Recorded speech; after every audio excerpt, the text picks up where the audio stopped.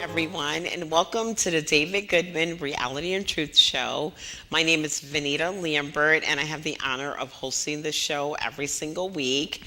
Normally, I have a guest, and actually, I'm so late today. I had a guest, and he only had his office covered for a little while. So his name is Jim Simon.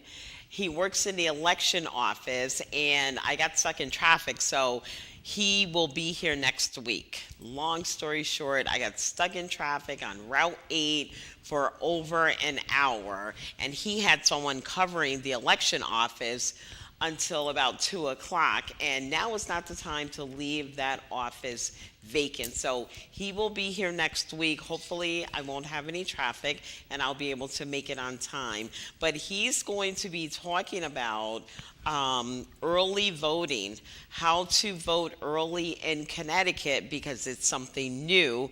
And he's going to be answering questions and just giving you all kinds of information, answering questions you may not even know to ask. So he's just going to fill you in on all the details about early voting, getting registered, whatever it is you need to do to get ready for this election. He will be able to help you with that, or at least direct you in the right direction. So I'm sorry, it's my fault that he's not here today, but like I said, he'll be here next week. So today I am going to talk a little bit about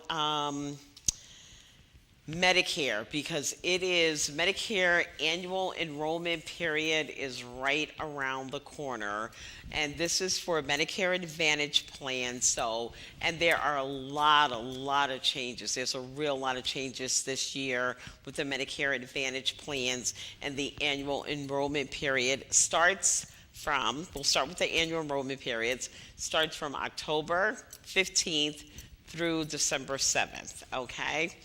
And that gives you the opportunity to review the plans that you have, review all the changes, and or if you need to make any changes, that would be the time to do it.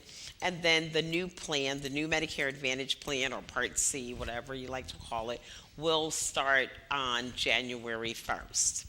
So let's talk about what is Medicare. Okay, for all of the turning 65, all of the new clients, new Medicare recipients. So let's start with the Medicare Part A. Medicare Part A, first of all, you have to work 10 years or 40 quarters in any combination and pay the Medicare taxes. So once you pay into the Medicare taxes for 10 years or 40 quarters in any combination, you are entitled to Medicare Part A. Now, Medicare Part A covers your inpatient hospital, hospice, and also hospice. So so the Medicare Part A covers the inpatient hospital with an annual deductible. Last year, that amount was $1,600. Well, for 2024, that amount was $1,632. That's going to be a new change for 2025. Okay, so that's Medicare Part A. It covers the hospital, and it also covers hospice. Okay, and you get that on your red, white, and blue card. How do you become eligible for Medicare? Let's take another step back. The more I talk about this, the more I realize that, I'm skipping a lot of detail because I'm a licensed agent. I already know it, and I'm, just assuming everybody else know it, and you don't. So in order to be eligible for Medicare, you have to either, like I said, pay into it for 10 years or 40 quarters, turning 65, or on disability for 24 months, 2 years or 24 months, or have end-stage renal disease on dialysis. So if you're one of those, if you fall into one of those categories, then you are eligible for Medicare. Okay. And like I said, Medicare Part A covers the hospital. Then we have Medicare Part B. And that's what's going to show up on your red, white, and blue card. When you become eligible, you go under, well, if I were you, I would call a licensed agent like me so you can get all the information and make sure you get it right. You go under ssa.gov, the Social Security Office.gov, and you enroll on Medicare Part A and or Part B, depending on if you need it. So Medicare has a lot of moving parts. You may be turning 65 and are entitled to Medicare Part A, but you're still working. You may not need Medicare Part B. So a lot of people assume that they need Part B, and what they're doing is duplicating. If they're still working, Part B covers your doctors, the medical portion. So if you're still working, you may not need Part B. You may have insurance with your job. So it's important to sit down with a licensed professional and find out exactly what it is that you do need to apply for. But if you do need Medicare Part B covers your doctor visits. It's the outpatient portion, and it only covers 80% of your doctor visits, tests, medical supplies, and things like that. You are responsible for covering the other 20%. Medicare Part B, there's also a cost associated with Medicare Part B. That cost for 2024 is $174.70. So if you are collecting Social Security and you enroll on Medicare Part B, they will deduct the $174.70 directly out of your Social Security check. However, if you are not enrolled in Social Security and you choose to wait until you're 70 or whatever, you choose to wait to take your Social Security, then you would receive a quarterly bill. And that quarterly bill, and here's another thing I learned about the Medicare Part B.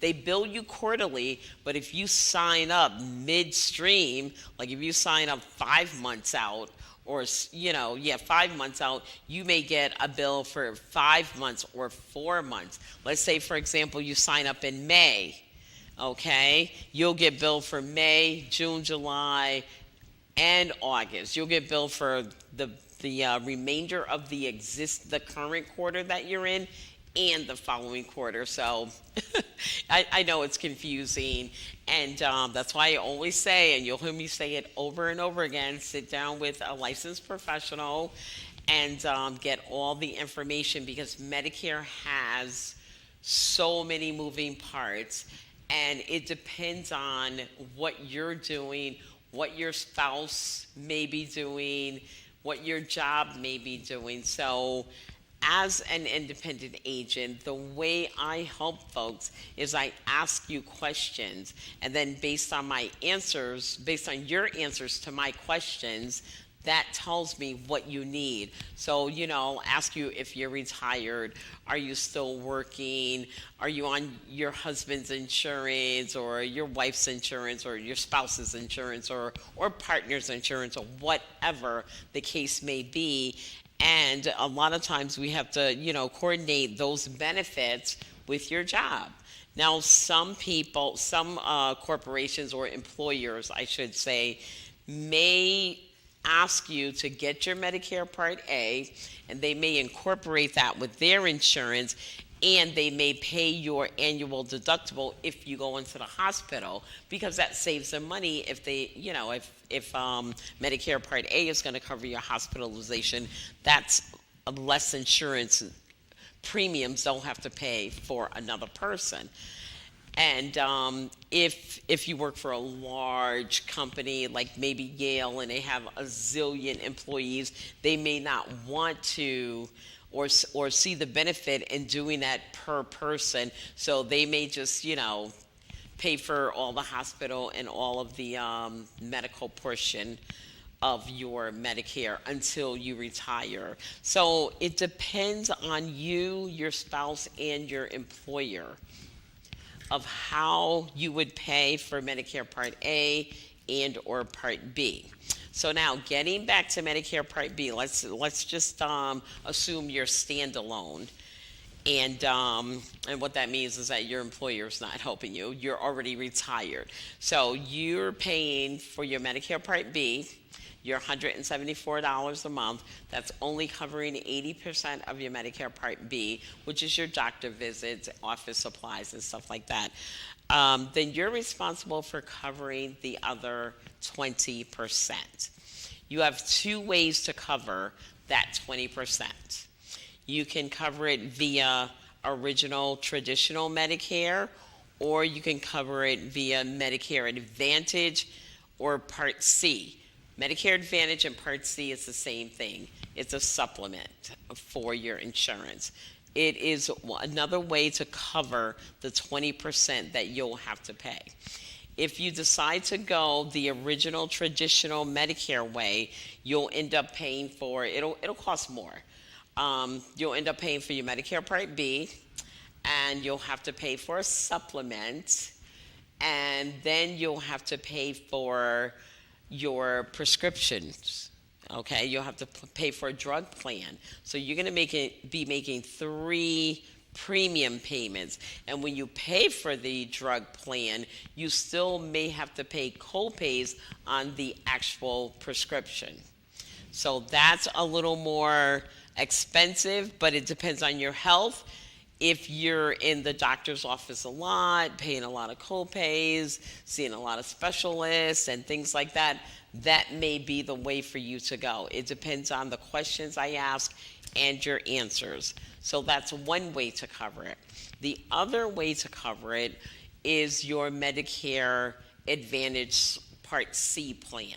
So the Medicare Advantage plan, you would pay your Medicare Part B, and then the Medicare Advantage plan is managed by private insurance companies such as United Healthcare, Aetna, Anthem, and there are so many others. So they're managed by private companies, and what they do, they provide a plan for each enrollee, each client.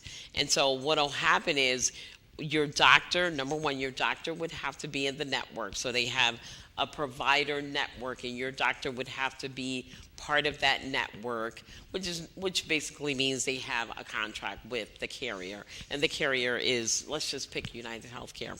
So your doctor has to be in the network. You have to live in the service area, and you'll have a fixed copay structure. So say, for example, and all of your annual visits would be, your preventative visits would be free. So your physicals, your mammograms, cancer screenings, colonoscopies, things like that, that comes free with the Medicare Advantage plan, and you get one per year. Okay, so let's just say that you would also have fixed copays. So let's say you have to go to a specialist. Let's take specialist, for example. If you know that you're going to a specialist, you'll know what you're going to pay before you get there, because in the enrollment book, it will tell you that all specialists are $45. If you need blood, for example, and you have to go to a lab, it will tell you, and I'm just picking numbers out of the blue, it'll tell you that, lab is $10. If you need an ambulance, it'll tell you that an ambulance service would be $300. So you will know exactly what you're going to pay for every single service before it happens. In the case of emergencies, you don't know exactly what's gonna happen or when it's gonna happen, but emergencies are covered. And if you're out of town and you have an emergency, or out of the state and you have an emergency, all emergencies are considered in network. So not only does your provider have to be in network, you have to be in a service area, and you have to fix copay structures, but all your emergency visits are considered in network no matter where you are because it is considered an emergency.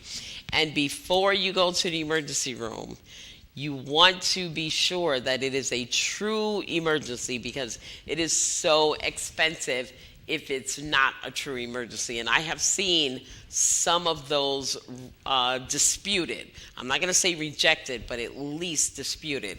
So just a FYI, you want to check and make sure that you are not able to breathe or a true emergency. Unfortunately, that's what you have to do. So that is your Medicare Advantage plan Part C and how it works and how it covers. You also get, with some of them, not all of them, you will get benefits beyond original Medicare. You'll get a free gym membership. Some of them provides over-the-counter products, and some of them have not gym membership, dental and vision available. And then there is, if you qualify for the D-SNP plan, which is a dual plan, or the Medicare Savings Program, or Medicaid, this confuses everybody. It's on a gray card, and it's paid for by DSS, the Department of Social Services. And so just if you see somebody with a gray card, they don't all mean the same thing. So let's take gray card number 1, which is True Medicaid, even though they're all called Medicaid, even by some of the carriers, because that's what everybody knows them by. So True Medicaid is you cannot have any assets, okay? You cannot have assets above $1,600, I should say, and it's all based on your gross monthly income. So if your gross monthly income is very low and you're on Medicaid, then you cannot have any assets. And with that, you get a gray card, and it has a 9-digit ID number, just like the rest of them. And with that card, with your Medicare, your red, white, and blue card, and the gray card, you can enroll on a Part C plan or Medicare Advantage. It will not affect any of your other benefits, and get extra benefits. And you would have to use the gray card and say the United Healthcare card together. It is called a dual complete plan. Okay, and if you are eligible or you qualify for that plan, everything that you do in network is covered. And you get additional benefits like dental up to $2,500 or at least $1,000. You all get the free membership. You get OTC, depending on the plan you get, it's usually over $100 per month that you could use on healthy foods, you could use on utilities, or you could just use on over-the-counter products. So that's Medicaid gray card number 1. Then there is the gray card, which I call number 2, which is the Medicare Savings Program. Okay, it is totally different from the Medicaid. In terms of the insurance, it works together with your United Healthcare card and your gray card. You have to use those together. It's a dual complete plan number 2. That card with that Medicare Savings Program, you are allowed to have assets. It is grossed on. Qualification for the Medicare Savings Program is based on your gross monthly income. So for 2024, if you were an individual and your gross monthly income was under $2,564, then you would qualify for the Medicare Savings Program. So the Medicare Savings Program, as long as you're a doctor and everybody was in network, you would get benefits similar to the Medicaid plan, but not as great. You would have some dental, you would have Let's see, you would have over the counter products, but it would be less than $100 in most cases. There may be a few exceptions to that. You have the gym membership, you have 300 for glasses, somewhere between 2 and 300. Like I said before, all of the plans are competitive. The thing to look for with them, oh, and with the Medicare Savings Program, you are allowed to have assets. You can own a house. You can own a boat. You can have a 401k as long as it's not in your gross monthly income. That's how it's determined. And what is your gross monthly income? Everything you get from Social Security, your pension, if you're working part-time, any interest from any investments, rent if you're a landlord, child support, alimony. Every single penny that you get is counted as income for the Medicare Savings Program.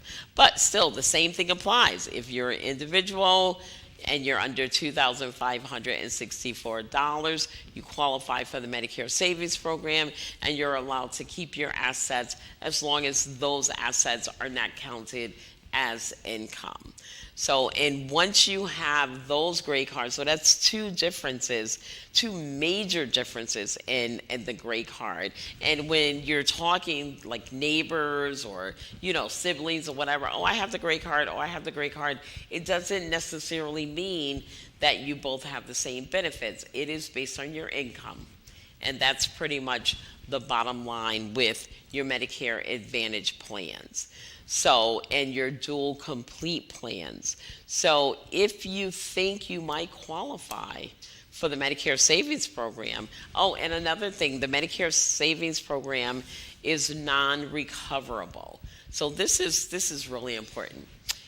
If you're on Medicaid, the one where you're not allowed to have assets under $1,600, if you have a lawsuit or you hit lotto or something like that, and the state of Connecticut has paid your premiums for 10 years or whatever, then they're going to want a portion of that money. They're going to want you to pay them back, okay? That's for everyone who is on Medicaid, okay? Now, if you're on the Medicare Savings Program and you happen to hit lotto or get a lawsuit or something like that, then that money is non-recoverable. And with that Medicare Savings Program, they will pay your Part B premium. That's non-recoverable. They'll pay, your Part B premium, and you'll get additional benefits from being under that monetary threshold.